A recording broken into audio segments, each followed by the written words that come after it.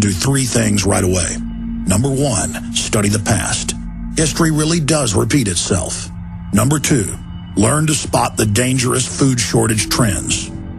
Number 3, take decisive action. A perfect storm is brewing for a global food crisis.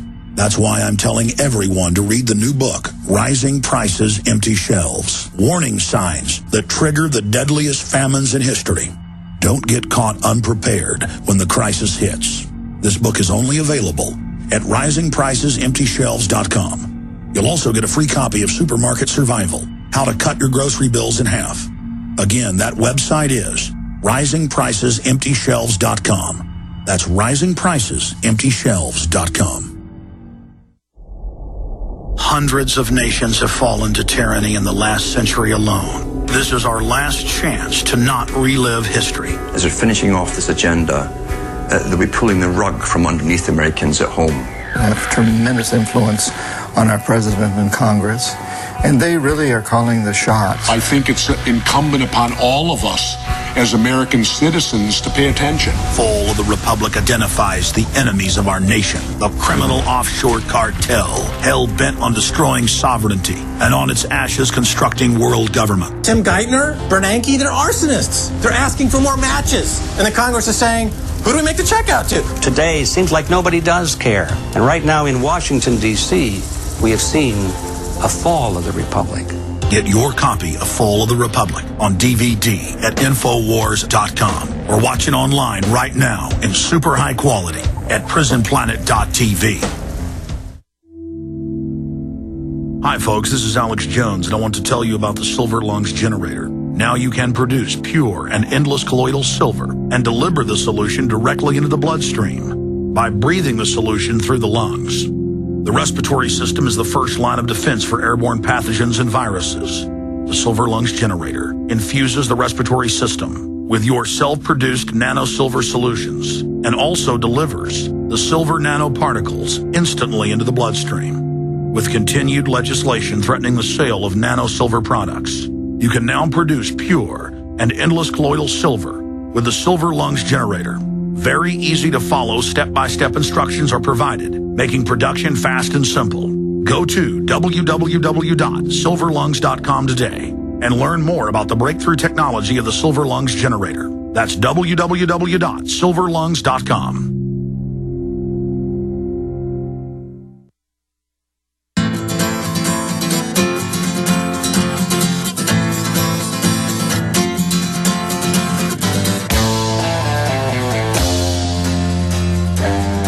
Okay, folks, we are back here on the Alex Jones Show. I'm the fill-in host today, Mike Adams. We're going to be joined shortly by Paul Joseph Watson, who is working feverishly on a breaking story to be posted on Infowars.com, probably maybe within half an hour. I guess he'll tell us exactly when. Before we bring Paul Watson in, I just want to cover a couple of things here on this issue. This breaking news today, this is the biggest news story happening probably on the planet today, because we're talking about a false flag pretext for war in the Middle East. The Obama administration now practically being caught just fudging a false flag attempted assassination plot against a Saudi ambassador in the United States involving an Iranian used car salesman from Texas who has been just probably another patsy set up by perhaps the FBI, perhaps the CIA, certain rogue elements within those agencies. I'm going to ask Paul Watson about more about that. But let's go to the mainstream media very quickly and see how they are beating the drums for war.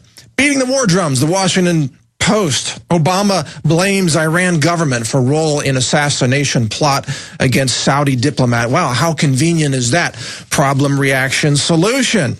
From the Obama administration, a former Netanyahu advisor says time for the U.S. to strike Iran. Very convenient pretext there. Daily News says Iran's terror plot marks the end of engagement. It's time for Washington to get tough with Tehran. Oh, really? Time to get tough because of this? Because of this just juvenile assassination plot? Really? What else do we have here? Treasury official. Iran sanctions are working. and we should keep them going. This is from CNN Politics. Baltimore Sun reports attacking Iran would invite disaster. Here's a little different point of view on this. Yeah, of course it would invite disaster for Israel and much more. Here's something from CBS News, very interesting. It leads off with, quote, the alleged plot to kill the Saudi ambassador to the United States was comically amateurish. Yeah, no kidding. But the U.S. government believes not only that it was approved at high levels in Tehran, but also that it was not the only plot, from CBS News correspondent Bill Plante. Now, we're going to bring in Paul Joseph Watson, who has already reported on this and is going to be posting another story. Paul Watson, are you with us? Now, are you with us via Skype? Hello, Mike. Hello, Paul. Great to hear from you. All right. Yeah, basically what's happening is that Defense Secretary Leon Panetta visited Tel Aviv back on October 3rd, and it appears as if the Israelis basically told him, look, we've got a 2-month window for this strike on Iran. We've got to get it done before winter, because if we wait, then it's going to make it a whole lot more difficult. And the debate apparently has been on how the United States would give the green light for this Israeli assault on Iran. So lo and behold, less than 2 weeks later, we have this ridiculous fantasy hoax of a terror plot, which it now turns out the so-called mastermind behind it, this used car salesman, turns out to be a drunk, pothead, hooker-frequenting, quote, joke. That's how he's being described. But now this fake plot is being aggressively exploited from everyone from, Hillary Clinton, John Kerry, to John McCain. And it's interesting because back in February last year, we wrote that it would be an assassination attempt that would be used as the pretext to go into Iran. Now, we speculated that it might be Obama as the target. It actually turns out that Obama is now being pressured by the neocons. He's being blackmailed into this attack because they're saying this is the only way to get tough, to save your presidency, is to greenlight this attack on Iran. So, 10 days after Panetta visits Tel Aviv, the Israelis basically tell him, look, this is what's going to happen. You better get on board with it. And then 10 days later, we have this ridiculous fake terror plot, which is Anthony Schaefer, Lieutenant Colonel, told Andrew Napolitano last night on Fox Business, is a complete myth. There's no evidence to detail it within the FBI channels. Schaefer had an FBI insider, an FBI investigator, look to see if he could find any details regarding this alleged plot, and he found absolutely nothing. It's being completely manufactured out of whole cloth, and now it's being used as the pretext to greenlight this pre-planned Israeli assault on Iran. But Paul, importantly on this, and an outstanding analysis you've offered us already, and I know more coming from you today with new stories to be posted on Infowars.com, but the question is the mainstream media going to continue to buy it, and will the people of America buy into this, even though it is now an obvious hoax? I mean, we've got some media outlets are questioning it, others are buying into it. Where do you see this playing out across the mainstream media and then in the minds of the American people?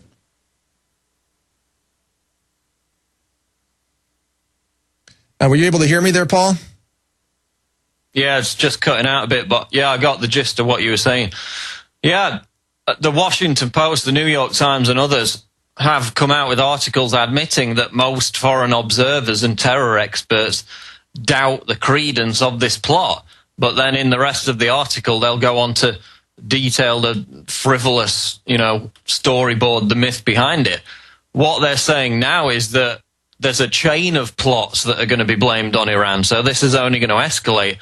And now Time magazine has come out and basically said, look, the response to this is not going to be sanctions. It's not going to be isolation of Iran. It's a pretext for war. So they're going beyond saying that it's just going to be another tactic to isolate Iran and saying that Obama's going to have to get tough, or he's going to be accused of being, quote, soft on Iran. So that's what the likes of Time magazine are saying.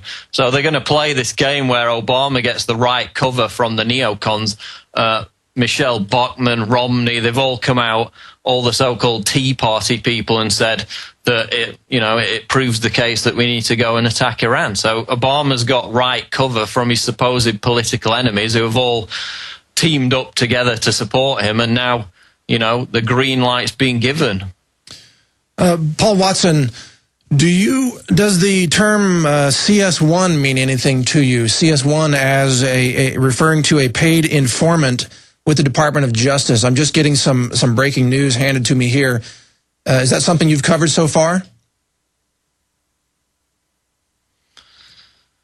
Yeah, I believe that's the Department of Justice go-between, that this joke of a mastermind went and visited, and he gave him the orders to create the ledger, which they could then exploit to put out this myth in the media that it was a big dangerous assassination plot involving Mexican drug cartels. Of course, as we've documented, those very same Mexican Los Zetas gang members, from court transcripts that have come out in recent months, have been proven to be working directly in cahoots with the federal government itself. And in fact, many of the weapons from Fast and Furious, the guns, went directly to Los Zetas gang members. So, I mean, from the DEA agent to the Los Zetas, they were all working together, and then they find this idiot joke of a guy who's into, smoking pot, getting drunk and frequenting brothels, to be the quote mastermind of this plot. It's completely inconsistent with how Al-Quds, the Iranian Revolutionary